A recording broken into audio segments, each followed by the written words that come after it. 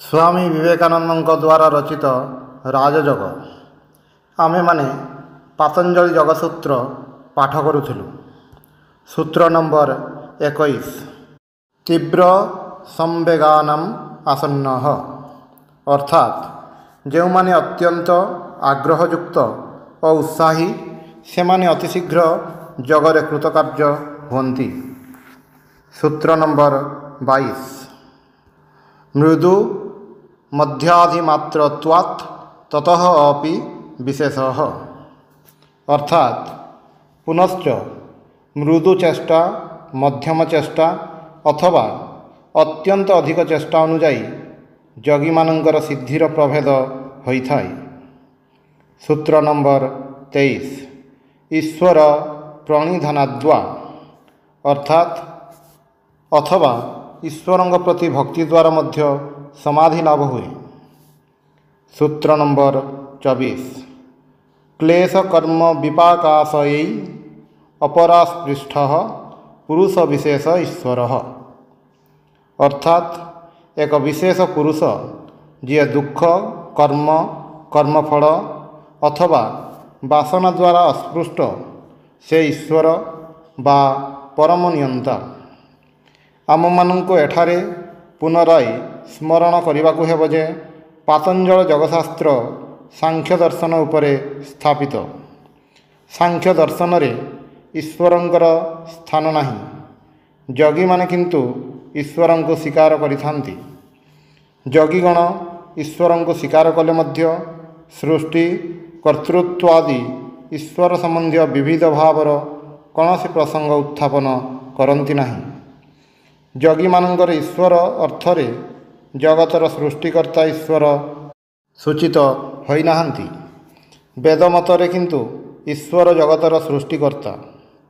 Weather अभिप्राय यही जगतरे जेतेबेले एक सामंजस्यर भाव देखा जाउछि सेतेबेले ए जगत को अवश्य जनकर इच्छाशक्तिर विकास बोली बुझिबाकु हेबो।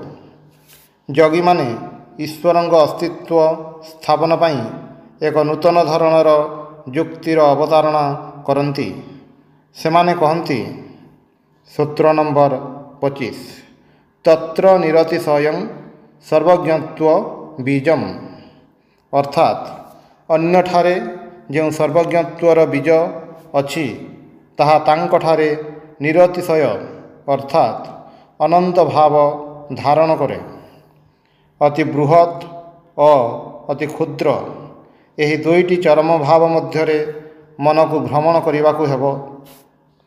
तुम्हें सीमाबद्ध देशर कथा चिंता करिपार किंतु ताहा चिंता करिबा संगे संगे तुमको अनंत देशर कथा मध्य चिंता करने को हेब। चक्षु मुद्रित करी जदि गोटे क्षुद्र देश कथा चिंता कर ताहेले देखिब जेतेबेले एही देश रूपक क्षुद्र वृत्त को देखुछ सेतेबेले ताहार चतुर्दिगरे अनंत विस्तृत अन्य गोटे वृत्त मध्य रही अछि। काल संबंधरे मध्य सही कथा मनेकर तुमे एक सेकेंड समयर कथा जेतेबेले भावुछ सेतेबेले संगे संगे तुमको अनंत कालर कथा मध्य चिंता करने को हेब। ज्ञान संबंधरे मध्य सेहीपरि मनुष्य ठारे केवल ज्ञानर बीज अछि किंतु यही क्षुद्र ज्ञान कथा चिंता करने को हेले संगे संगे अनंत ज्ञानर कथा मध्य चिंता करने को हेब। सुतरां आम मनर गठनरु यह प्रतिपन्न हुए जे एक अनंत ज्ञान रही। योगी माने सही अनंत ज्ञान को ही ईश्वर कहती। सूत्र नंबर 26 स पूर्वेशाम अपि गुरु कालेनान अवच्छेदात् अर्थात से पूर्व प्राचीन गुरु मानंकर गुरु कारण से काल द्वारा सीमाबद्ध नुहंती। आम भितरे समग्र ज्ञान रही अछि सत्य किंतु अपर एक ज्ञान द्वारा ताहाकु जागरित करने को हेब। जानिबार शक्ति आम भितरे रही सत किंतु ताहाकु जाग्रत करने को हेब। आउ योगी माने कहती यही ज्ञानर उन्मेष केवल अपर गोटे ज्ञान साहाय्य ही संभव। ପ୍ରାଣହୀନ ଅଚେତନ ଜଡ଼ର ପ୍ରଭାବରେ କେବେ ହେଲେ ଜ୍ଞାନର ସ୍ଫୁରଣ ହୋଇପାରେ ନାହିଁ। କେବଳ ଜ୍ଞାନର ଶକ୍ତିରେ ହିଁ ଜ୍ଞାନର ବିକାଶ ହୋଇଥାଏ। ଆମ ଭିତରେ ଯେଉଁ ଜ୍ଞାନ ଅଛି ତାହାର ଉନ୍ମେଷ ପାଇଁ ଜ୍ଞାନୀ ବ୍ୟକ୍ତିଗଣଙ୍କ ସାନ୍ନିଧ୍ୟରେ ରହିବା ପ୍ରୟୋଜନ। ସୁତରାଂ ଏହି ଗୁରୁଗଣଙ୍କର ପ୍ରୟୋଜନ ସର୍ବଦା ରହିଛି। ପୃଥିବୀ କେବେ ହେଲେ ଆଚାର୍ଯ୍ୟ ଶୂନ୍ୟ ହୋଇ ଅବସ୍ଥାନ କରିନାହିଁ। ସେମାନଙ୍କର ସହାୟତା ବ୍ୟତୀତ କୌଣସି ଜ୍ଞାନ ସମ୍ଭବ ନୁହେଁ। ଈଶ୍ୱର ସକଳ ଗୁରୁଙ୍କର ଗୁରୁ। କାରଣ ଏହି ସକଳ ଗୁରୁ ଯେତେ ଉନ୍ନତ ହୁଅନ୍ତୁ ନା କାହିଁକି, ସେମାନେ ଦେବତା ହୁଅନ୍ତୁ ଅଥବା ଦେବଦୂତ ହୁଅନ୍ତୁ, ସମସ୍ତେ ବଦ୍ଧ ଓ କାଳ ଦ୍ୱାରା ସୀମାବଦ୍ଧ। କିନ୍ତୁ ଈଶ୍ୱର କାଳ ଦ୍ୱାରା ବଦ୍ଧ ନୁହନ୍ତି। ଯୋଗୀମାନଙ୍କର ଦୁଇଟି ବିଶେଷ ସିଦ୍ଧାନ୍ତ ମଧ୍ୟରୁ ପ୍ରଥମଟି ହେଉଛି ଶାନ୍ତ ବସ୍ତୁର କଥା ଚିନ୍ତା କରିବାକୁ ହେଲେ ମନ ବାଧ୍ୟ ହୋଇ ଅନନ୍ତର ଚିନ୍ତା କରିବ। ଆଉ ଯଦି ଏହି ମାନସିକ ଅନୁଭୂତିର ଏକ ଅଂଶ ସତ୍ୟ ହୁଏ, ତାହେଲେ ତାହାର ଅପର ଅଂଶଟି ମଧ୍ୟ ସତ୍ୟ ହେବ। କାରଣ ଉଭୟ ହିଁ ଯେତେବେଳେ ଗୋଟିଏ ମନର ଅନୁଭୂତି, ସେତେବେଳେ ଦୁଇଟି ଅନୁଭୂତିର ମୂଳ ସମାନ। ମନୁଷ୍ୟର ଅଳ୍ପ ଜ୍ଞାନ ଅଛି, ଅର୍ଥାତ୍ ମନୁଷ୍ୟ ଅଳ୍ପଜ୍ଞ। ଅତଏବ ଈଶ୍ୱର ଅନନ୍ତ ଜ୍ଞାନବାନ। ଯଦି ଏହି ଦୁଇଟି ଅନୁଭୂତି ମଧ୍ୟରୁ ଗୋଟିକୁ ଗ୍ରହଣ କରାଯାଏ, ତେବେ ଅନ୍ୟଟିକୁ ମଧ୍ୟ ଗ୍ରହଣ କରିବାକୁ ହେବ। ଯୁକ୍ତି କହେ, ଉଭୟକୁ ଗ୍ରହଣ କର, ନତୁବା ଉଭୟକୁ ପରିତ୍ୟାଗ କର। ଯଦି ବିଶ୍ୱାସ କର ଯେ ମାନବ ଅଳ୍ପ ଜ୍ଞାନ ସମ୍ପନ୍ନ, ତେବେ ଅବଶ୍ୟ ସ୍ୱୀକାର କରିବାକୁ ହେବ ଯେ ତା ପଶ୍ଚାତରେ ଜଣେ ଅସୀମ ଜ୍ଞାନ ସମ୍ପନ୍ନ ପୁରୁଷ ଅଛନ୍ତି। ଦ୍ୱିତୀୟ ସିଦ୍ଧାନ୍ତ ଏହି ଯେ ଗୁରୁ ବ୍ୟତୀତ କୌଣସି ଜ୍ଞାନ ସଞ୍ଚାରିତ ହୋଇପାରେ ନାହିଁ। ଆଧୁନିକ ଯୁଗର ଦାର୍ଶନିକମାନେ ଯେ କହିଥାନ୍ତି ମନୁଷ୍ୟର ଜ୍ଞାନ ତା ନିଜ ଭିତରୁ ହିଁ ବିକଶିତ ହୁଏ, ଏ କଥା ସତ୍ୟ। ସମସ୍ତ ଜ୍ଞାନ ମନୁଷ୍ୟ ଭିତରେ ଅଛି, କିନ୍ତୁ ଏହି ଜ୍ଞାନର ଉନ୍ମେଷ ପାଇଁ କେତେଗୁଡ଼ିଏ ଅନୁକୂଳ ପରିବେଶ ପ୍ରୟୋଜନ। ଗୁରୁ ବ୍ୟତୀତ ଆମେ କୌଣସି ଜ୍ଞାନ ଲାଭ କରିପାରିବା ନାହିଁ। ବର୍ତ୍ତମାନ କଥା ହେଲା, ଯଦି ମନୁଷ୍ୟ, ଦେବତା ବା ସ୍ୱର୍ଗୀୟ ଦୂତ ବିଶେଷ ଆମର ଗୁରୁ ହୁଅନ୍ତି, ତାହେଲେ ଯେହେତୁ ସେମାନେ ସମସ୍ତେ ସସୀମ, ସେମାନଙ୍କ ପୂର୍ବରୁ କିଏ ଗୁରୁ ଥିଲେ? ବାଧ୍ୟ ହୋଇ ଆମମାନଙ୍କୁ ଏହି ଚରମ ସିଦ୍ଧାନ୍ତରେ ଉପନୀତ ହେବାକୁ ପଡ଼ିବ ଯେ ଏପରି ଜଣେ ଗୁରୁ ଅଛନ୍ତି, ଯିଏ କାଳ ଦ୍ୱାରା ସୀମାବଦ୍ଧ ବା ଅବଚ୍ଛିନ୍ନ ନୁହନ୍ତି। ସେହି ଅନନ୍ତ ଜ୍ଞାନ ସମ୍ପନ୍ନ ଗୁରୁ, ଯାହାଙ୍କର ଆଦି ନାହିଁ କି ଅନ୍ତ ନାହିଁ, ତାଙ୍କୁ ହିଁ ଈଶ୍ୱର କୁହାଯାଏ। ସୂତ୍ର ନମ୍ବର 27। ତସ୍ୟ ବାଚକଃ ପ୍ରଣବଃ। ଅର୍ଥାତ୍ ପ୍ରଣବ ଅର୍ଥାତ୍ ଓଙ୍କାର ତାଙ୍କର ପ୍ରକାଶକ ଶବ୍ଦ। ତୁମ ମନରେ ଯେକୌଣସି ଭାବ ଥାଉ ନା କାହିଁକି, ତାହାର ଗୋଟିଏ ପ୍ରତିରୂପ ଶବ୍ଦ ମଧ୍ୟ ଅଛି। ଏହି ଶବ୍ଦ ଓ ଭାବକୁ ପୃଥକ୍ କରାଯାଇପାରେ ନାହିଁ। ଗୋଟିଏ ବସ୍ତୁର ବାହ୍ୟ ଭାଗଟିକୁ ଶବ୍ଦ ଓ ଅନ୍ତର୍ଭାଗଟିକୁ ଚିନ୍ତା ବା ଭାବ ଆଖ୍ୟା ଦିଆଯାଇଥାଏ। ବିଶ୍ଳେଷଣ କରି କେହି ହେଲେ ଚିନ୍ତାକୁ ଶବ୍ଦରୁ ପୃଥକ୍ କରିପାରିବେ ନାହିଁ। କେତେଗୁଡ଼ିଏ ଲୋକ ଏକତ୍ର ବସି କେଉଁ ଭାବ ପାଇଁ କେଉଁ ଶବ୍ଦ ପ୍ରୟୋଗ କରିବାକୁ ହେବ, ଏହିପରି ସ୍ଥିର କରୁ କରୁ ଭାଷାର ଉତ୍ପତ୍ତି ହୋଇଛି, ଏପରି ଅନେକଙ୍କର ମତ। କିନ୍ତୁ ଏହା ଭ୍ରମାତ୍ମକ ବୋଲି ପ୍ରମାଣିତ ହୋଇଛି। ଯେତେ ଦିନ ହେଲା ମନୁଷ୍ୟର ସୃଷ୍ଟି ହୋଇଛି, ସେତେ ଦିନରୁ ଶବ୍ଦ ଓ ଭାଷା ଉଭୟ ରହିଛି। ଭାବ ଓ ଶବ୍ଦ ମଧ୍ୟରେ ସମ୍ବନ୍ଧ କ'ଣ? ଆମେ ଦେଖିବାକୁ ପାଉ ଯେ ଗୋଟିଏ ଭାବ ସହିତ ଗୋଟିଏ ଶବ୍ଦ ରହିବା ଆବଶ୍ୟକ। କିନ୍ତୁ ଗୋଟିଏ ଭାବ ଯେ ଗୋଟିଏ ମାତ୍ର ଶବ୍ଦ ଦ୍ୱାରା ପ୍ରକାଶିତ ହେବ, ତାହା ନୁହେଁ। ଭିନ୍ନ ଭିନ୍ନ ଦେଶରେ ଭାବ ଏକ ପ୍ରକାର ହୋଇପାରେ, କିନ୍ତୁ ଭାଷା ସମ୍ପୂର୍ଣ୍ଣ ପୃଥକ୍। ପ୍ରତ୍ୟେକ ଭାବ ପ୍ରକାଶ କରିବା ପାଇଁ କୌଣସି ଏକ ଶବ୍ଦର ପ୍ରୟୋଜନ ହେବ, କିନ୍ତୁ ଏକ ଭାବ ପ୍ରକାଶକ ଶବ୍ଦଗୁଡ଼ିକ ଯେ ଏକ ଧ୍ୱନି ବିଶିଷ୍ଟ ହେବେ, ତାହା ହୋଇନପାରେ। ଭିନ୍ନ ଭିନ୍ନ ଭାଷାରେ ଧ୍ୱନି ଭିନ୍ନ ଭିନ୍ନ ହେବ। ସେଥିପାଇଁ ଆମର ଟୀକାକାର ମଧ୍ୟ କହିଛନ୍ତି, ଯଦିଓ ଭାବ ଓ ଶବ୍ଦର ପରସ୍ପର ସମ୍ବନ୍ଧ ସ୍ୱାଭାବିକ, କିନ୍ତୁ ଏକ ଶବ୍ଦ ଓ ଏକ ଭାବ ମଧ୍ୟରେ ଯେ ଏକ ଅନତିକ୍ରମଣୀୟ ସମ୍ବନ୍ଧ ରହିବ, ଏହା ତାହାର ତାତ୍ପର୍ଯ୍ୟ ନୁହେଁ।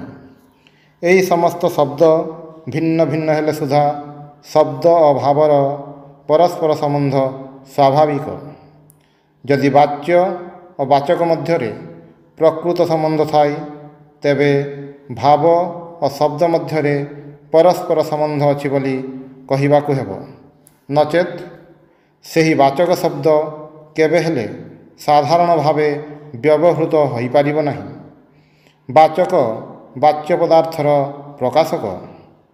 ଯଦି ସେ ବାଚ୍ୟ ବସ୍ତୁର ଅସ୍ତିତ୍ୱ ପୂର୍ବରୁ ଥାଏ, ଆଉ ଆମେ ଯଦି ପୁନଃ ପୁନଃ ପରୀକ୍ଷା କରି ଦେଖିବାକୁ ପାଉ ଯେ ବାଚକ ଶବ୍ଦଟି ଏହି ବସ୍ତୁକୁ ପୂର୍ବରୁ ଅନେକ ଥର ବୁଝାଇଛି, ତାହେଲେ ଆମେ ବୁଝିବୁ ଯେ ଏହି ବାଚ୍ୟ ବାଚକ ମଧ୍ୟରେ ଯଥାର୍ଥ ସମ୍ବନ୍ଧ ଅଛି। ଯଦି ଏହି ପଦାର୍ଥ ଗୁଡ଼ିକ ଉପସ୍ଥିତ ନଥିଲେ ସୁଦ୍ଧା ସହସ୍ର ସହସ୍ର ବ୍ୟକ୍ତି କେବଳ ସେମାନଙ୍କ ବାଚକ ଦ୍ୱାରା ସେଗୁଡ଼ିକ ସମ୍ବନ୍ଧରେ ଜ୍ଞାନ ଲାଭ କରିବେ, ତେବେ ବାଚ୍ୟ ଓ ବାଚକ ମଧ୍ୟରେ ସ୍ୱାଭାବିକ ସମ୍ବନ୍ଧ ରହିବା ଅବଶ୍ୟମ୍ଭାବୀ। ଅତଏବ ଯେତେବେଳେ ବାଚକ ଶବ୍ଦଟି ଉଚ୍ଚାରଣ କରାଯିବ, ସେତେବେଳେ ତାହା ବାଚ୍ୟ ପଦାର୍ଥଟିର କଥା ମନରେ ଜାଗ୍ରତ କରିଦେବ। ସୂତ୍ରକାର କହୁଛନ୍ତି, ଓଙ୍କାର ଈଶ୍ୱରଙ୍କର ବାଚକ। କାହିଁକି ସେ ଏହି ଶବ୍ଦଟି ଉପରେ ଜୋର ଦେଲେ? ଈଶ୍ୱର ଏହି ଭାବଟି ବୁଝାଇବା ପାଇଁ ତ ସହସ୍ର ସହସ୍ର ଶବ୍ଦ ରହିଛି। ଗୋଟିଏ ଭାବ ସହିତ ସହସ୍ର ସହସ୍ର ଶବ୍ଦର ସମ୍ବନ୍ଧ ଥାଏ। ଈଶ୍ୱର ଭାବଟିର ଶତ ଶତ ଶବ୍ଦ ସହିତ ସମ୍ବନ୍ଧ ରହିଛି ଏବଂ ସେଗୁଡ଼ିକ ମଧ୍ୟରୁ ପ୍ରତ୍ୟେକଟି ହିଁ ଈଶ୍ୱରଙ୍କ ବାଚକ। ଭଲ କଥା, କିନ୍ତୁ ଏହି ଶବ୍ଦଗୁଡ଼ିକ ମଧ୍ୟରୁ ତାହେଲେ ଗୋଟିଏ ସାଧାରଣ ଶବ୍ଦ ବାହାର କରିବା ଦରକାର। ଏହି ବାଚକ ଗୁଡ଼ିକର ଗୋଟିଏ ସାଧାରଣ ଅଧିଷ୍ଠାନ, ସାଧାରଣ ଶବ୍ଦଭୂମି ବାହାର କରିବାକୁ ହେବ। ଆଉ ଯେଉଁ ବାଚକ ଶବ୍ଦଟି ସାଧାରଣ ବାଚକ ହେବ, ସେହି ଶବ୍ଦଟି ସର୍ବଶ୍ରେଷ୍ଠ ବୋଲି ପରିଗଣିତ ହେବ। ପୁଣି ତାହା ହିଁ ସବୁଗୁଡ଼ିକର ପ୍ରତିନିଧି ରୂପେ ଯଥାର୍ଥ ବାଚକ ହେବ। କୌଣସି ଶବ୍ଦ ଉଚ୍ଚାରଣ କରିବାକୁ ହେଲେ ଆମେ କଣ୍ଠନାଳୀ ଓ ତାଳୁକୁ ଶବ୍ଦ ଉଚ୍ଚାରଣର ଆଧାର ରୂପେ ବ୍ୟବହାର କରିଥାଉ। ଏପରି କ'ଣ କୌଣସି ଶବ୍ଦ ଅଛି? ଅନ୍ୟ ସମସ୍ତ ଶବ୍ଦ ଯାହାର ପ୍ରକାଶ, ଯାହା ସର୍ବାପେକ୍ଷା ସ୍ୱାଭାବିକ ଶବ୍ଦ। ଓଂ ଏହି ପ୍ରକାର ଶବ୍ଦ, ଏହି ସମସ୍ତ ଶବ୍ଦର ଭିତ୍ତି ସ୍ୱରୂପ। ତାହାର ପ୍ରଥମ ଅକ୍ଷର ଅ ସମଗ୍ର ଶବ୍ଦର ମୂଳ। ତାହା ସମୁଦାୟ ଶବ୍ଦର କୁଞ୍ଚିକା ସ୍ୱରୂପ। ତାହା ଜିହ୍ୱା ଅଥବା ତାଳୁର କୌଣସି ଅଂଶ ସ୍ପର୍ଶ ନ କରି ଉଚ୍ଚାରିତ ହୁଏ। ମ ବର୍ଗୀୟ ଶବ୍ଦର ଶେଷ ଶବ୍ଦ। ତାହାକୁ ଉଚ୍ଚାରଣ କରିବାକୁ ହେଲେ ଓଷ୍ଠଦ୍ୱୟ ବନ୍ଦ କରିବାକୁ ପଡ଼େ। ପୁଣି ଉ ଏହି ଶବ୍ଦ ଜିହ୍ୱା ମୂଳରୁ ମୁଖ ମଧ୍ୟବର୍ତ୍ତୀ ଶବ୍ଦଧାରର ଶେଷ ସୀମା ପର୍ଯ୍ୟନ୍ତ ଯେପରି ଗଡ଼ି ଆସୁଛି, ଏହି ଭାବରେ ଅଂ ଶବ୍ଦଟି ଦ୍ୱାରା ସମଗ୍ର ଶବ୍ଦ ଉଚ୍ଚାରଣ ବ୍ୟାପାରଟି ପ୍ରକାଶିତ ହୋଇଅଛି ଏବଂ ଏହି କାରଣ ହେତୁ ଏହା ସ୍ୱାଭାବିକ ବାଚକ ଶବ୍ଦ, ଭିନ୍ନ ଭିନ୍ନ ଶବ୍ଦର ଜନନୀ ସ୍ୱରୂପ। ଯେତେ ପ୍ରକାର ଶବ୍ଦ ଉଚ୍ଚାରିତ ହୋଇପାରେ, ଆମମାନଙ୍କ କ୍ଷମତା ଅନ୍ତର୍ଭୁକ୍ତ ଯେତେ ପ୍ରକାର ଶବ୍ଦ ଉଚ୍ଚାରଣର ସମ୍ଭାବନା ଅଛି, ଓଙ୍କାର ସେହି ସମୁଦାୟର ସୂଚକ। ଏହି ସକଳ ଆନୁମାନିକ ଗବେଷଣା ଛାଡ଼ିଦେଲେ ମଧ୍ୟ ଦେଖାଯାଏ, ଭାରତବର୍ଷରେ ଯେତେ ପ୍ରକାର ବିଭିନ୍ନ ଧର୍ମଭାବ ଅଛି, ସବୁ ଏହି ଓଙ୍କାରକୁ କେନ୍ଦ୍ର କରି ରହିଛି। ବେଦର ବିଭିନ୍ନ ଧର୍ମଭାବ ସମୂହ ମଧ୍ୟ ଏହି ଓଙ୍କାରକୁ ହିଁ ଆଶ୍ରୟ କରି ରହିଛି। ବର୍ତ୍ତମାନ କଥା ହେଲା, ଏହା ସହିତ ଆମେରିକା, ଇଂଲଣ୍ଡ ଓ ଅନ୍ୟାନ୍ୟ ଦେଶର କ'ଣ ସମ୍ବନ୍ଧ? ଏହାର ସହଜ ଉତ୍ତର ହେଉଛି, ସବୁ ଦେଶରେ ଏହି ଓଙ୍କାରର ବ୍ୟବହାର ଚଳିପାରେ। ତାହାର କାରଣ ଏହି ଯେ ଭାରତବର୍ଷରେ ଯେତେ ବିଭିନ୍ନ ଧର୍ମ ଭାବର ବିକାଶ ହୋଇଛି, ଅହଙ୍କାର ତାହାର ପ୍ରତ୍ୟେକ ସୋପାନରେ ବ୍ୟବହୃତ ହୋଇଅଛି ଓ ତାହା ଈଶ୍ୱର ସମ୍ବନ୍ଧୀୟ ଭିନ୍ନ ଭିନ୍ନ ଭାବ ବୁଝାଇବା ପାଇଁ ମଧ୍ୟ ବ୍ୟବହୃତ ହୋଇଛି। ଅଦ୍ୱୈତବାଦୀ, ଦ୍ୱୈତବାଦୀ, ଦ୍ୱୈତ ଅଦ୍ୱୈତବାଦୀ, ଭେଦାଭେଦବାଦୀ, ଏପରିକି ନାସ୍ତିକଗଣ ପର୍ଯ୍ୟନ୍ତ ସେମାନଙ୍କର ଉଚ୍ଚତମ ଆଦର୍ଶର ପ୍ରକାଶ ପାଇଁ ଏହି ଅହଙ୍କାର ଶବ୍ଦକୁ ଅବଲମ୍ବନ କରିଥିଲେ। ଯେତେବେଳେ ଏହି ଅହଙ୍କାର ମାନବ ଜାତିର ଅଧିକାଂଶଙ୍କର ଧର୍ମଭାବ ପ୍ରକାଶ ପାଇଁ ବ୍ୟବହୃତ ହୋଇଅଛି, ସେତେବେଳେ ସକଳ ଦେଶର ଲୋକେ ତାହା ଅବଲମ୍ବନ କରିପାରନ୍ତି। ମନେକର ଇଂରାଜୀ ଗଡ୍ ଶବ୍ଦ, ତାହାଦ୍ୱାରା ଯେଉଁ ଭାବ ପ୍ରକାଶିତ ହୁଏ ତାହା ନିତାନ୍ତ ସୀମାବଦ୍ଧ। ଯଦି ଏହାର ଅତିରିକ୍ତ କୌଣସି ଭାବ ଏହି ଶବ୍ଦ ଦ୍ୱାରା ବୁଝାଇବାକୁ ଇଚ୍ଛା କର, ତେବେ ତୁମକୁ ଏଥିରେ ବିଶେଷଣ ଯୋଗ କରିବାକୁ ହେବ, ଯେପରି ସଗୁଣ, ନିର୍ଗୁଣ, ପୂର୍ଣ୍ଣ ବା ପରମ ଇତ୍ୟାଦି। ଅନ୍ୟ ସବୁ ଭାଷାରେ ଈଶ୍ୱରବାଚକ ଯେଉଁ ସକଳ ଶବ୍ଦ ଅଛି, ସେ ସମ୍ବନ୍ଧରେ ମଧ୍ୟ ଏହି ଯୁକ୍ତି ପ୍ରଯୋଜ୍ୟ। ଏହି ଶବ୍ଦଗୁଡ଼ିକର ଭାବ ପ୍ରକାଶ କରିବାର ଶକ୍ତି ଅତି ସାମାନ୍ୟ, କିନ୍ତୁ ଅଂ ଶବ୍ଦରେ ଉକ୍ତ ସର୍ବପ୍ରକାର ଭାବ ରହିଅଛି, ଅତଏବ ତାହା ସମସ୍ତଙ୍କର ଗ୍ରହଣଯୋଗ୍ୟ। ସୂତ୍ର ନମ୍ବର 28। ତତ୍ ଜପଃ ତତ୍ ଅର୍ଥ ଭାବନମ୍, ଅର୍ଥାତ୍ ଏହି ଅହଙ୍କାରର ପୁନଃ ପୁନଃ ଉଚ୍ଚାରଣ ଓ ତାହାର ଅର୍ଥ ଧ୍ୟାନ ସମାଧି ଲାଭର ଉପାୟ। ପୁନଃ ପୁନଃ ଉଚ୍ଚାରଣର ଆବଶ୍ୟକତା କ'ଣ? ଆମମାନଙ୍କର ସଂସ୍କାର ବିଷୟକ ମତବାଦ କଥା ସ୍ମରଣ ଅଛି। ସଂସ୍କାର ସମଷ୍ଟି ଆମ ସ୍ମୃତିରେ ରହିଯାଏ। କ୍ରମଶଃ ସୂକ୍ଷ୍ମାନୁସୂକ୍ଷ୍ମ ହୋଇ ସେମାନେ ଅବ୍ୟକ୍ତ ଭାବ ଧାରଣ କରନ୍ତି ସତ, କିନ୍ତୁ ଏକାବେଳକେ ଲୁପ୍ତ ହୁଅନ୍ତି ନାହିଁ। ସ୍ମୃତି ଆକାରରେ ଥାନ୍ତି। ଉଦ୍ଦୀପକ କାରଣ ଉପସ୍ଥିତ ହେଲା ମାତ୍ରେ ବ୍ୟକ୍ତ ଭାବ ଧାରଣ କରନ୍ତି। ଆଣବିକ ସ୍ପନ୍ଦନ କେବେ ହେଲେ ବନ୍ଦ ହେବ ନାହିଁ। ଯେତେବେଳେ ଏହି ବିଶ୍ୱଜଗତ ଲୟ ହେବ, ସେତେବେଳେ ବୃହତ୍ ସ୍ପନ୍ଦନ ସବୁ ଅନ୍ତର୍ହିତ ହେବ। ସୂର୍ଯ୍ୟ, ଚନ୍ଦ୍ର, ତାରା, ପୃଥିବୀ ସବୁ ଲୟ ହୋଇଯିବ, କିନ୍ତୁ ସ୍ପନ୍ଦନ ପରମାଣୁ ଗୁଡ଼ିକ ମଧ୍ୟରେ ରହିବ। ଏହି ବୃହତ୍ ବ୍ରହ୍ମାଣ୍ଡରେ ଯେଉଁ କାର୍ଯ୍ୟ ହେଉଛି, ପ୍ରତ୍ୟେକ ପରମାଣୁରେ ମଧ୍ୟ ସେହି କାର୍ଯ୍ୟ ସାଧିତ ହେଉଛି। ବାହ୍ୟ ବସ୍ତୁ ସମ୍ବନ୍ଧରେ ଯେପରି କଥିତ ହେଲା, ଚିତ୍ତ ସମ୍ବନ୍ଧରେ ମଧ୍ୟ ଠିକ୍ ତାହା। ଚିତ୍ତର ସ୍ପନ୍ଦନ ଯେତେବେଳେ ବନ୍ଦ ହେବ, ସେତେବେଳେ ମଧ୍ୟ ପରମାଣୁ ସ୍ପନ୍ଦନ ଚାଲୁ ରହିବ। ଉତ୍ତେଜକ କାରଣ ପାଇଲା ମାତ୍ରେ ଏଗୁଡ଼ିକ ପୁନଃ ପ୍ରକାଶିତ ହେବ। ଜପ ବା ପୁନଃ ପୁନଃ ଉଚ୍ଚାରଣର ଅର୍ଥ ବର୍ତ୍ତମାନ ଆମେ ବୁଝିପାରିବା। ଆମମାନଙ୍କ ଭିତରେ ଯେଉଁ ସକଳ ଆଧ୍ୟାତ୍ମିକ ସଂସ୍କାର ଅଛି, ଜପ ସେଗୁଡ଼ିକୁ ଉଦ୍ଦୀପିତ କରିବାର ପ୍ରଧାନ ସହାୟ। କ୍ଷଣମାତ୍ର ସାଧୁସଙ୍ଗ ଭବସମୁଦ୍ର ପାରି ହେବାର ଏକମାତ୍ର ନୌକା ସ୍ୱରୂପ ହୁଏ। ସଙ୍ଗର ଏତେ ଦୂର ଶକ୍ତି, ବାହ୍ୟ ସତ୍ସଙ୍ଗର ଯେପରି ଶକ୍ତି, ଅନ୍ତର ସତ୍ସଙ୍ଗର ମଧ୍ୟ ସେହିପରି ଶକ୍ତି। ଏହି ଅହଙ୍କାରର ପୁନଃ ପୁନଃ ଉଚ୍ଚାରଣ ଓ ଅର୍ଥ ସ୍ମରଣ କରିବା ନିଜ ଅନ୍ତରରେ ସାଧୁସଙ୍ଗ କରିବା ଭଳି। ପୁନଃ ପୁନଃ ଉଚ୍ଚାରଣ କର ଏବଂ ତା ସହିତ ଉଚ୍ଚାରିତ ଶବ୍ଦର ଅର୍ଥ ଧ୍ୟାନ କର। ତାହେଲେ ହୃଦୟରେ ଜ୍ଞାନ ଆଲୋକ ଆସିବ ଏବଂ ଆତ୍ମା ପ୍ରକାଶିତ ହେବେ। ଅଂ ଶବ୍ଦର ଚିନ୍ତା କରିବା ସଙ୍ଗେ ସଙ୍ଗେ ଏହାର ଅର୍ଥ ମଧ୍ୟ ଚିନ୍ତା କରିବାକୁ ହେବ।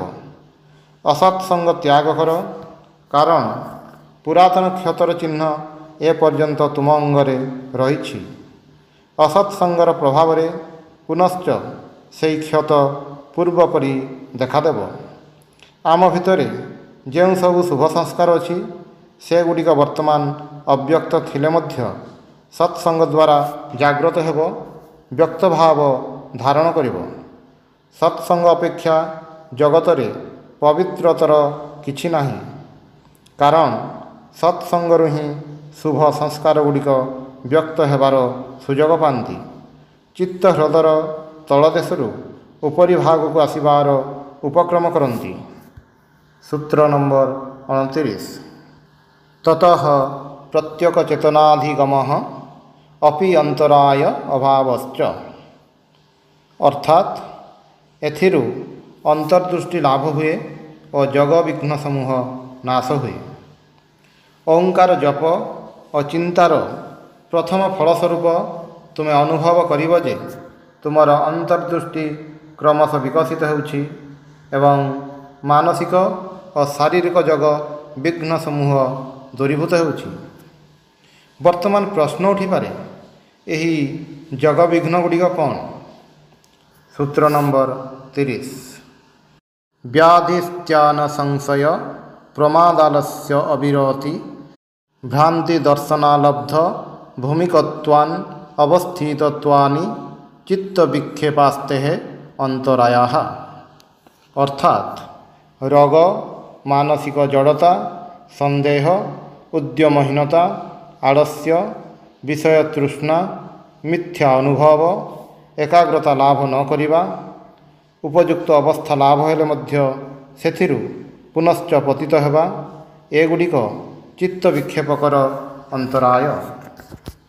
ବ୍ୟାଧି ଜୀବନ ସମୁଦ୍ରର ଆରପାରିକୁ ନେଇଯିବା ପାଇଁ ଏହି ଶରୀର ଆମମାନଙ୍କର ଏକମାତ୍ର ନୌକା। ବିଶେଷ ଭାବରେ ଏହାର ଯତ୍ନ ନେବାକୁ ପଡ଼ିବ। ଅସୁସ୍ଥ ବ୍ୟକ୍ତି ଯୋଗୀ ହୋଇପାରିବ ନାହିଁ। ସ୍ତ୍ୟାନ ହେଉଛି ମାନସିକ ଜଡ଼ତା ଆସିଲେ ଆମମାନଙ୍କର ଯୋଗ ବିଷୟକ ପ୍ରବଳ ଅନୁରାଗ ନଷ୍ଟ ହୋଇଯାଏ। ଏହାର ଅଭାବ ହେତୁ ସାଧନା କରିବା ପାଇଁ ଯେଉଁ ଦୃଢ଼ ସଂକଳ୍ପ ଓ ଶକ୍ତି ପ୍ରୟୋଜନ ତାହା ରହେ ନାହିଁ। ତାପରେ ସଂଶୟ। ଆମର ଯୋଗ ବିଜ୍ଞାନ ବିଷୟରେ ବିଚାରଜନିତ ବିଶ୍ୱାସ ଯେତେ ଥାଉ ନା କାହିଁକି, ଯେତେ ଦିନ ପର୍ଯ୍ୟନ୍ତ ଦୂରଦର୍ଶନ, ଦୂରଶ୍ରବଣ ଆଦି ଅଲୌକିକ ଅନୁଭୂତି ନ ହୋଇଛି, ସେତେ ଦିନ ପର୍ଯ୍ୟନ୍ତ ଏ ବିଦ୍ୟାର ସତ୍ୟତା ବିଷୟରେ ଅନେକ ସନ୍ଦେହ ଆସିବ। ଏଗୁଡ଼ିକର ଟିକିଏ ଟିକିଏ ଆଭାସ ପାଇଲେ ମନ ଦୃଢ଼ ହୋଇଥାଏ। ଫଳରେ ସାଧକ ଯୋଗ ସାଧନାରେ ଆହୁରି ଅଧ୍ୟବସାୟଶୀଳ ହୁଅନ୍ତି। ତାପରେ ଆସୁଛି ଅନବସ୍ଥିତତ୍ୱ। କିଛି ଦିନ ବା କେତେ ସପ୍ତାହ ଧରି ସାଧନା କଲେ ଦେଖିବ ମନ ସହଜରେ ଏକାଗ୍ର ଓ ସ୍ଥିର ହେଉଛି। ବୋଧ ହେଉଛି ତୁମେ ସାଧନା ପଥରେ ଦ୍ରୁତ ଅଗ୍ରଗତି କରୁଛ। କିନ୍ତୁ ଦିନେ ଦେଖିବ ହଠାତ୍ ତୁମର ଏହି ଅଗ୍ରଗତି ବାଧିତ ହେଉଛି। ଜାହାଜ ଚଡ଼ାରେ ଲାଗିଲେ ଯେପରି ଅସହାୟ ହୋଇଯାଏ, ତୁମର ମଧ୍ୟ ସେହିପରି ଅବସ୍ଥା ହୋଇଛି।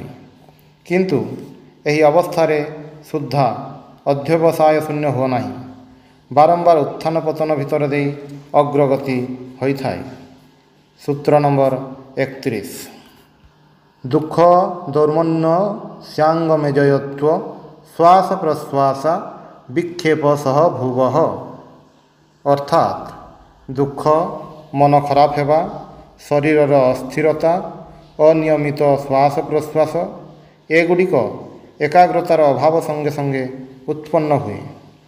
ଯେତେବେଳେ ଏକାଗ୍ରତାର ଅଭ୍ୟାସ କରାଯାଏ, ସେତେବେଳେ ମନ ଓ ଶରୀର ସମ୍ପୂର୍ଣ୍ଣ ସ୍ଥିର ଭାବ ଧାରଣ କରିବ।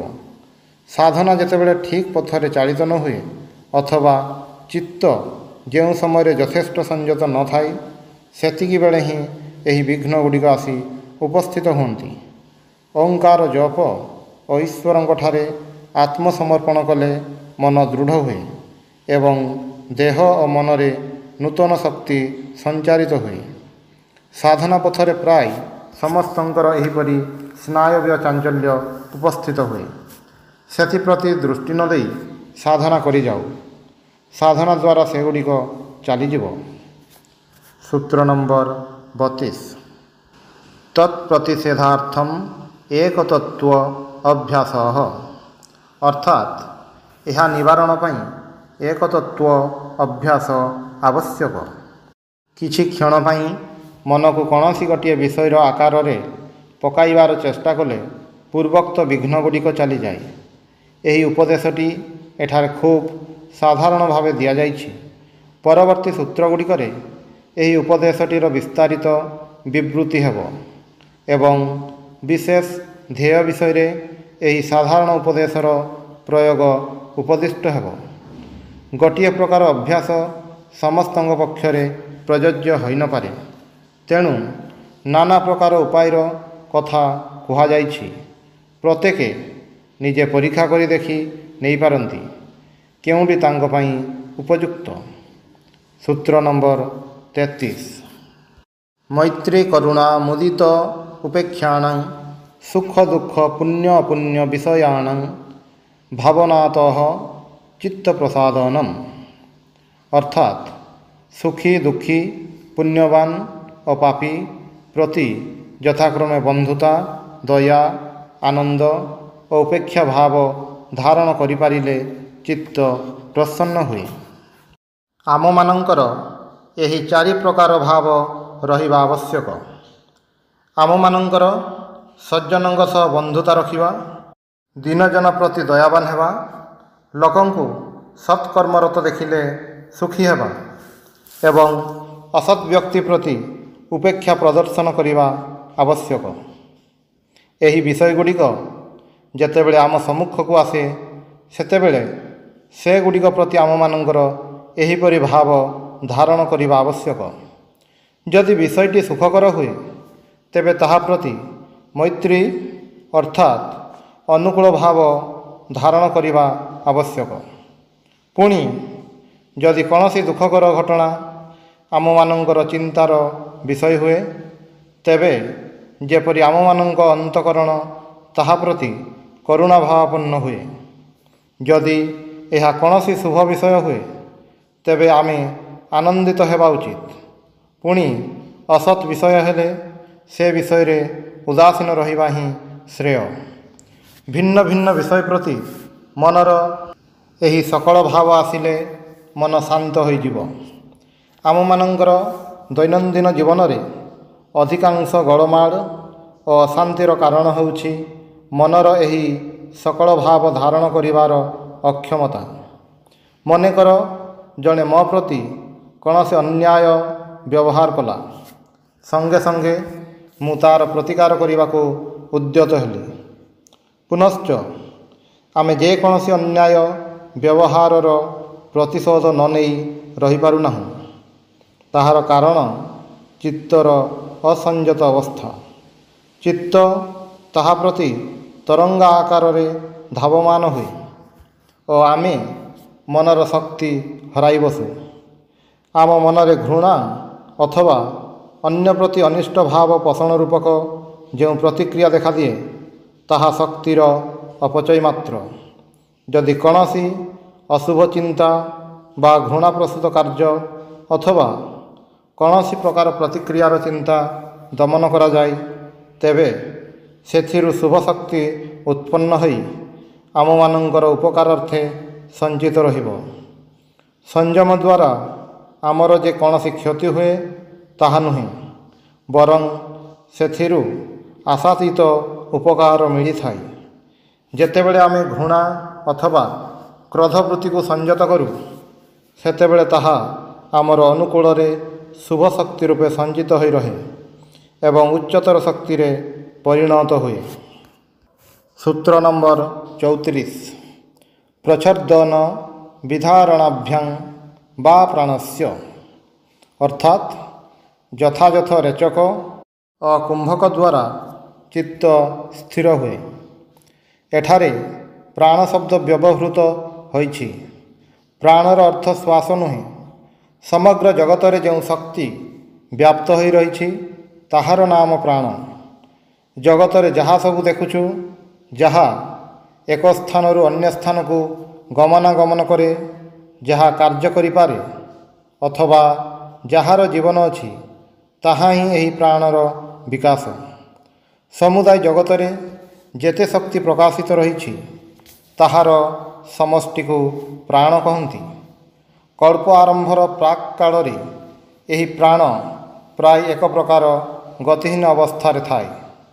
ପୁନଶ୍ଚ କଳ୍ପ ଆରମ୍ଭ ହେଲେ ପ୍ରାଣ ବ୍ୟକ୍ତ ହେବାକୁ ଆରମ୍ଭ କରେ। ଏହି ପ୍ରାଣ ଗତି ରୂପେ ପ୍ରକାଶିତ ହେଉଛି। ଏହା ହିଁ ମନୁଷ୍ୟ ଜାତି ଅଥବା ଅନ୍ୟାନ୍ୟ ପ୍ରାଣୀଠାରେ ସ୍ନାୟବୀୟ ଗତି ରୂପେ ପ୍ରକାଶିତ। ଏହି ପ୍ରାଣ ହିଁ ପୁନଶ୍ଚ ଚିନ୍ତା ଓ ଅନ୍ୟାନ୍ୟ ଶକ୍ତି ରୂପେ ପ୍ରକାଶିତ ହୁଏ। ସମଗ୍ର ଜଗତ ଏହି ପ୍ରାଣ ଓ ଆକାଶର ସମଷ୍ଟି। ମନୁଷ୍ୟ ଦେହରେ ମଧ୍ୟ ଏହି ରୂପ ଯାହା କିଛି ଦେଖୁଛ ବା ଅନୁଭବ କରୁଛ, ସକଳ ପଦାର୍ଥ ଆକାଶରୁ ଉତ୍ପନ୍ନ। ଆଉ ବିଭିନ୍ନ ଶକ୍ତି ପ୍ରାଣରୁ ଉତ୍ପନ୍ନ ହୋଇଛି। ଏହି ପ୍ରାଣ ବାହାରକୁ ତ୍ୟାଗ କରିବା ଓ ଧାରଣ କରିବାର ନାମ ପ୍ରାଣାୟାମ। ଯୋଗଶାସ୍ତ୍ରର ଆଦି ପ୍ରଣେତା ପତଞ୍ଜଳି ଏହି ପ୍ରାଣାୟାମ ସମ୍ବନ୍ଧରେ କୌଣସି ବିଶେଷ ବିଧାନ ଦେଇନାହାନ୍ତି, କିନ୍ତୁ ତାଙ୍କ ପରବର୍ତ୍ତୀ ଯୋଗୀମାନେ ପ୍ରାଣାୟାମ ସମ୍ବନ୍ଧରେ ଅନେକ ତତ୍ତ୍ୱ ଆବିଷ୍କାର କରି ଏହାକୁ ଗୋଟିଏ ମହତୀ ବିଦ୍ୟାରେ ପରିଣତ କରିଛନ୍ତି। ପତଞ୍ଜଳିଙ୍କ ମତରେ ଏହା ଚିତ୍ତବୃତ୍ତି ନିରୋଧର ଅନେକ ଉପାୟ ମଧ୍ୟରୁ ଗୋଟିଏ ଉପାୟ ମାତ୍ର। ସେ ଏହା ଉପରେ ବିଶେଷ ଜୋର ଦେଇନାହାନ୍ତି। ତାଙ୍କର ବକ୍ତବ୍ୟ ହେଉଛି, ଶ୍ୱାସ କିଛି ସମୟ ପାଇଁ ଛାଡ଼ିଦେଇ ପୁନଶ୍ଚ ଭିତରକୁ ଟାଣି ନେବା ଏବଂ କିଛି ସମୟ ପାଇଁ ଏହାକୁ ଧାରଣ କରି ରଖିବ। ସେଥିରେ ମନ ଅପେକ୍ଷାକୃତ ସ୍ଥିର ହେବ।